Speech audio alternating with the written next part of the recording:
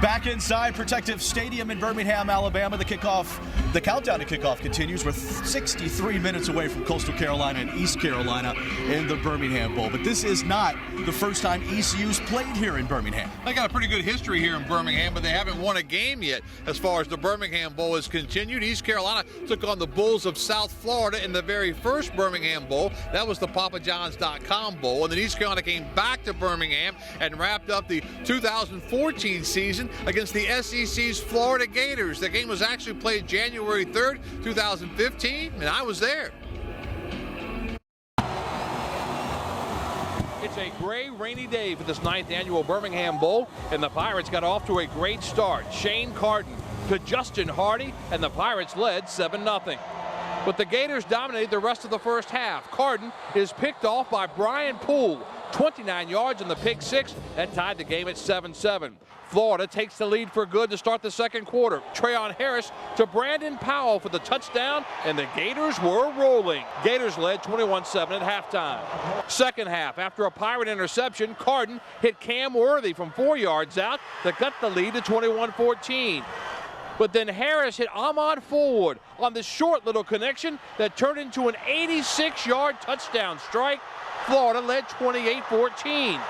Warren Harvey's 2 field goals cut the lead to 28-20, and then we go late in the fourth quarter. The Pirates driving. Isaiah Jones fumbles, but Jimmy Williams saves the day, at least momentarily. Carden, needing a touchdown and a 2 for overtime, is picked off by Vernon Hargraves. Hargraves started his football career at Hope Middle School and South Central High School before leaving the area, and he saved the day for the Gators. Florida wins it 28-20.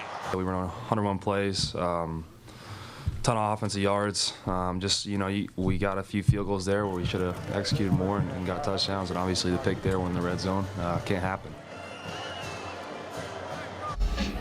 So the Pirates fall in that 2015 Birmingham Bowl across town at Old Legion Stadium and host a bunch of those Iron Bowls between Auburn and Alabama back in the day. Tonight, though, the second ever Birmingham Bowl here at Protective Stadium. This place is nice. This really is nice. I mean, it seats, 47,000, and the fans are starting to come in as we speak. The Pirates specialists are on the field right now, so we're obviously getting closer and closer to kickoff. We talked about the past. Let's talk about the present. The Pirates will have their hands full tonight with Coastal Carolina's quarterback. This is a really strange situation. Grayson McCall actually announced he's entering the transfer portal, but he will suit up tonight for Coastal Carolina, and he is an outstanding quarterback. McCall has been lights out for 4 years in Conway, 78 touchdown passes to just 8 interceptions while rocketing the Chanticleers into national prominence, slowing down the Coastal offense. That will be a tough task for these Pirates. You've got a quarterback that's a 3-time reigning Sunbelt Player of the Year. Obviously a dynamic player right there. He's surrounded by playmakers in the running back room and at the receiver position. It's a group that's won a lot at a high level, so obviously they've got a lot of confidence and they believe in themselves. Grayson McCall, Holt Nailers, 2 really good quarterbacks. Should be some good TV tonight. And it's the new era of college football when you can announce you're going to go to the transfer portal and still play in the bowl game, although Coastal Carolina hopes to keep it. We'll see how that works out. Can't wait for the game tonight. Still ahead on this Birmingham Bowl pregame show, we dive into the second half of the Pirates season and how they got here to Birmingham, and some final thoughts as we're now just 59 minutes away from kickoff between the Pirates and Chanticleers. The Pirates arrived in Birmingham Friday. That meant spending Christmas in Alabama. They stayed busy through Friday night, a show at a local comedy club. Christmas Eve found the team letting loose at the E-Plex Gaming Center. That was a lot of fun. And on Christmas Day, a trip to an area bowling alley along with Coastal Carolina. Plenty of practice time here, but also a chance to relax and bond with your teammates. With us being here for Christmas away from our families, it's time to really kick back and have fun and bond with our brothers. That's a big thing that we're going to remember when we're done playing, these moments with your coaches and teammates when you're not in film, you're not in practice, and you're just hanging out with the guys, That's something that I think we'll carry with us for the rest of our lives.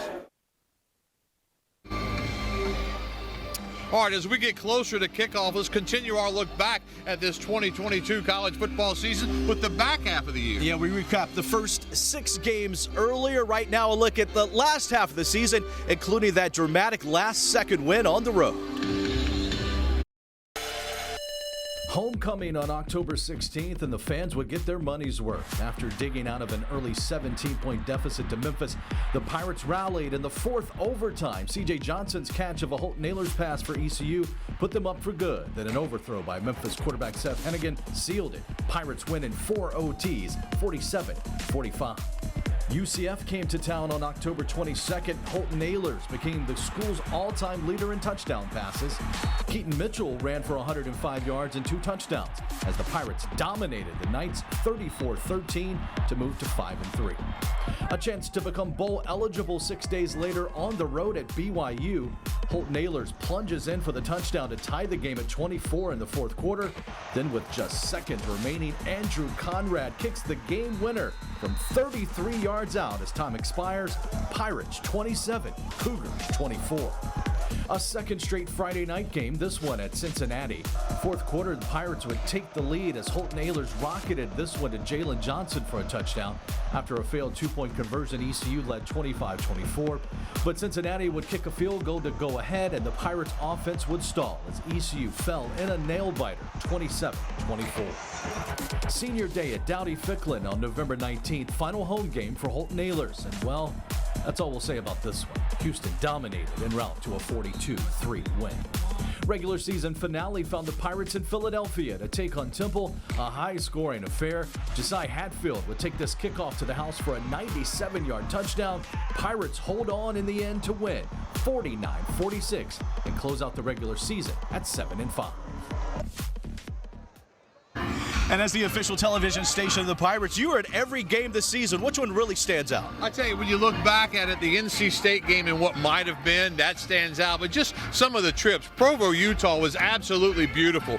To see those guys get off the plane and the look in their eyes, I mean, it was really magical. And I just really appreciate the whole time getting a chance to be with these Pirates and hoping for a big game tonight. Last road trip of the season is here in Birmingham. It's been cold, a little bit warmer tonight as the Pirates get ready to take on Coastal Carolina. Surprisingly, the first time these two programs have ever met. Yeah, and it's a series that both coaches said they'd like to see in the future, but you have to plan these games so far out in the future, it's hard to get the matchups going, but this is a good game. I mean, the team that plays defense, again, I think will be the team that comes home with that big trophy. Yeah, we're less than 54 minutes away from game time. We'll have all the highlights coming up tonight on WNCT 9 News at 11. Thanks for joining us. Have a great night. Good night from Birmingham.